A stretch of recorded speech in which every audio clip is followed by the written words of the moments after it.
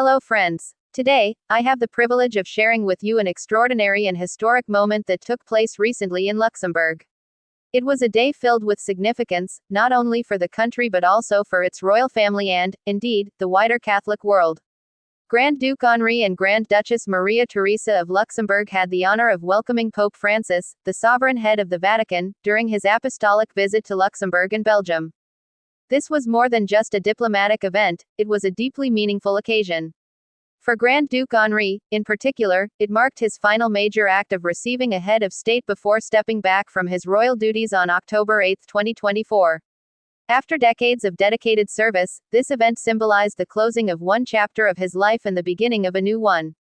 When Pope Francis arrived at the Grand Ducal Palace, he signed the guest book, as tradition dictates. This gesture, although simple, represented the gravity of his visit to Luxembourg, a visit that was made all the more significant by the fact that the Roman pontiff had faced health concerns just days before. In fact, the 87-year-old pope had just returned from visits to Papua New Guinea, Timor-Leste, and Singapore. There were doubts about whether he would be able to travel to Luxembourg and Belgium, but in his characteristic spirit, Pope Francis defied the odds.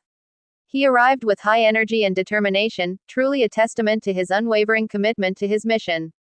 As the family gathered at the Grand Ducal Palace to meet Pope Francis, all of Grand Duke Henri and Grand Duchess Maria Theresa's children, their spouses, and even their grandchildren were present.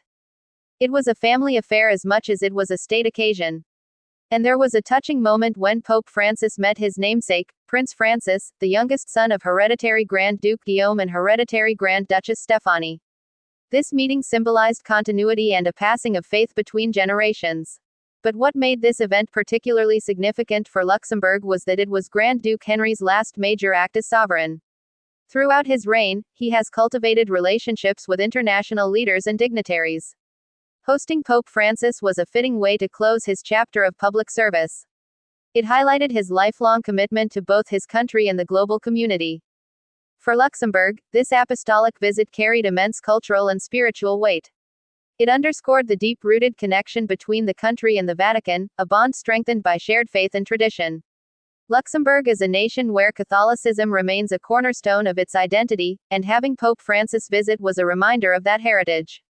Pope Francis's presence was also a symbol of unity, not just for Luxembourg but for the global Catholic community. His visit demonstrated the ongoing importance of faith in diplomacy and international relationships. It brought the Grand Ducal family together in a moment of reflection, as Luxembourg transitions into a new era of leadership. Grand Duke Henri is preparing to pass the torch to his son, hereditary Grand Duke Guillaume, who will soon take on greater responsibilities within the monarchy. In this moment, as we reflect on the Pope's visit, we see more than just a diplomatic event. We see a transition, a blending of tradition and renewal.